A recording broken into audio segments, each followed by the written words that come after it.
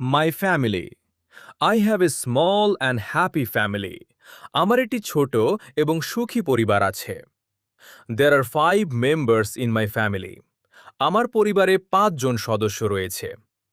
My father is a man of great responsibility. আমার বাবা একজন দায়িত্বশীল মানুষ। My mother is kind and caring. আমার মা দয়ালু এবং যত্নশীল। I have one brother and one sister. আমার এক ভাই এবং এক বোন আছে। We love and respect each other.